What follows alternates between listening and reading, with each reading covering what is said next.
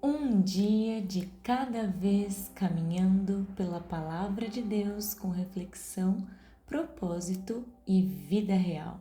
Seja muito bem-vindo ao Bíblia 365 na prática.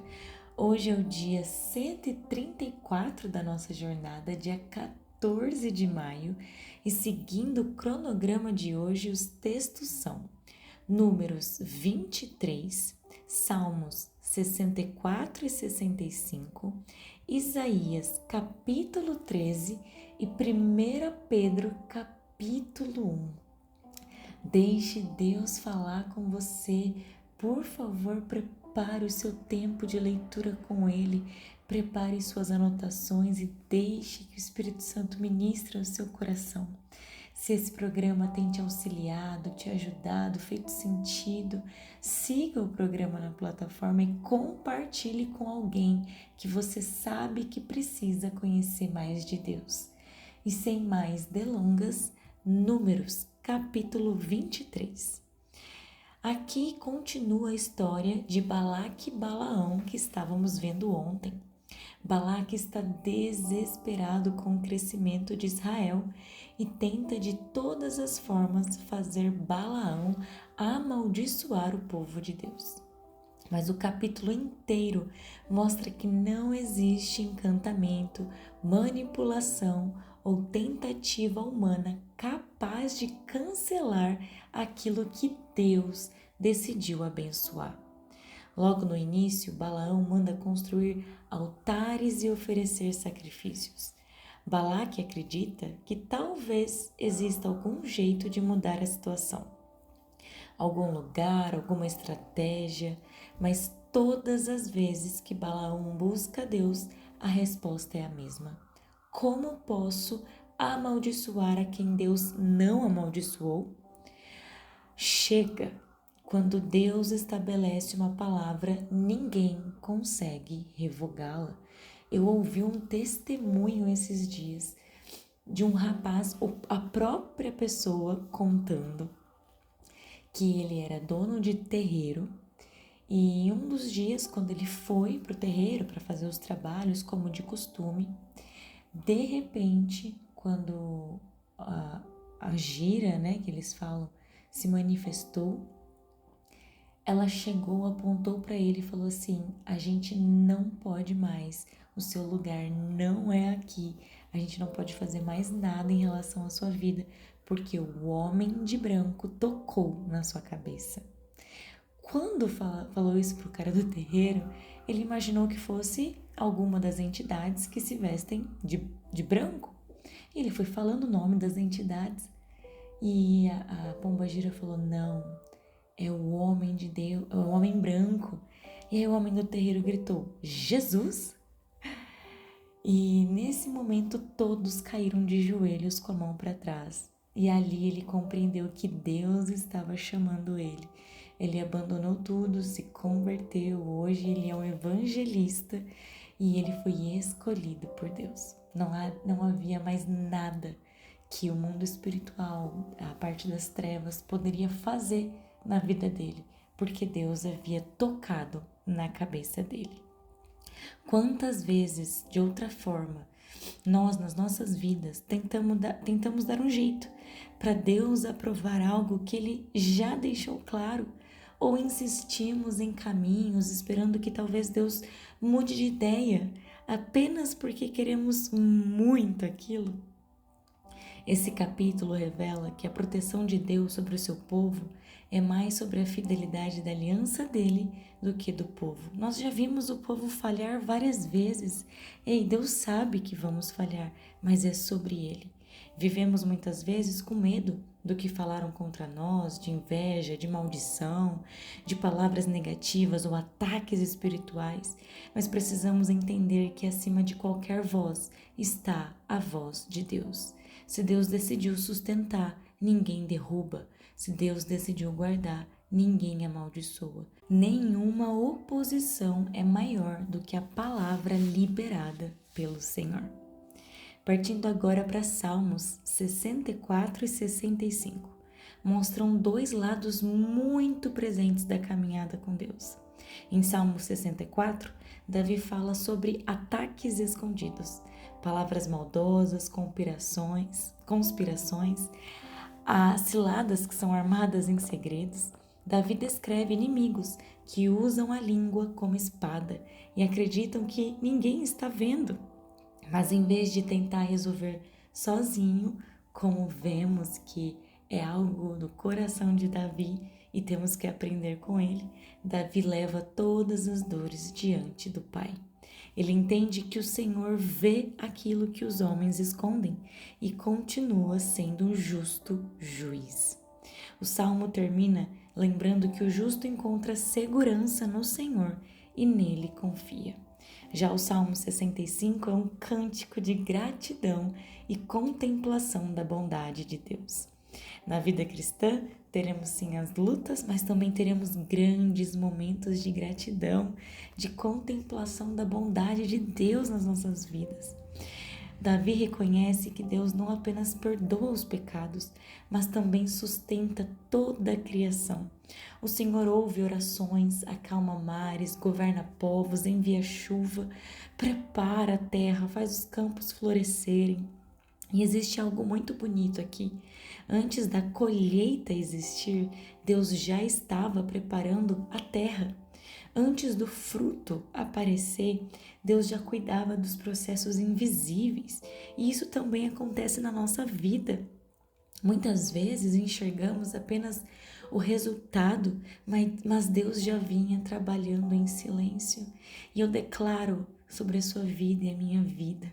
Se você não está conseguindo ouvir ou ver da maneira que gostaria, eu declaro o trabalho silencioso de Deus na sua vida virá à tona e você verá a mão e a intimidade com o Senhor. Ei, Deus continua sustentando a vida com graça, cuidado e provisão.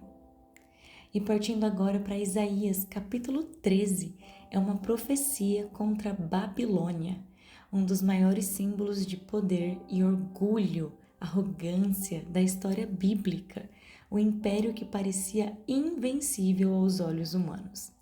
Babilônia ainda nem tinha chegado ao auge quando Isaías profetizou o que está escrito aqui. E historicamente, essa palavra se cumpriu. Os medos conquistam a Babilônia. Ela realmente deixa de existir como potência habitada. A antiga cidade da Babilônia ficava na região do atual Iraque e ao longo da história ela foi sendo destruída e abandonada, cumprindo assim a profecia que está escrito aqui neste capítulo. Isaías descreve céus estremecendo, homens apavorados, a arrogância humana sendo derrubada. O foco central não é apenas a queda de uma cidade, mas o julgamento do orgulho humano diante de Deus. Ele diz: farei cessar a arrogância dos atrevidos. Babilônia se tornou símbolo daqueles que vivem longe do Senhor. E Isaías deixa claro que nenhum império permanece de pé quando se levanta contra o Senhor. O ser humano hoje continua tentando construir Babilônias, sistemas sem Deus, orgulho, sensação de controle, confiança absoluta no poder, dinheiro, influência. Mas Isaías nos lembra que tudo que parece inabalável aos olhos humanos ainda está debaixo da autoridade de Deus. Ao mesmo tempo, Babilônia também agora ganha um significado espiritual. Em Apocalipse, aparece como símbolo de corrupção, soberba, sedução e sistemas que se levantam contra Deus. O capítulo é forte porque revela que Deus é amoroso e misericordioso, mas também é santo e justo. E para finalizar o dia de hoje, 1 Pedro, capítulo 1, os capítulos têm voado, os livros têm passado correndo. Já estamos em 1 Pedro. E aqui Pedro escreve para cristãos que estavam espalhados, vivendo como forasteiros em meio a perseguições e dificuldades.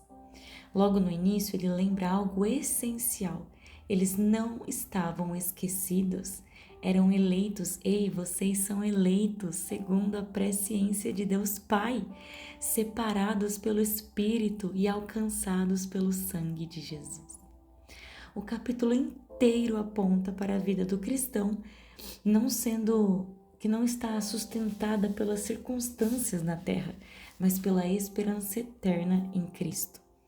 Pedro fala sobre uma viva esperança, gerada pela ressurreição de Jesus. Não é uma esperança emocional, passageira, mas eterna, que não pode ser destruída, não se mancha, não murcha, e está guardada nos céus. O cristão pode passar por provas, dores, lutas, mas a sua esperança não está limitada ao agora. Pedro deixa algo muito importante, que as provações não são inúteis. A fé é comparada ao ouro sendo provado pelo fogo.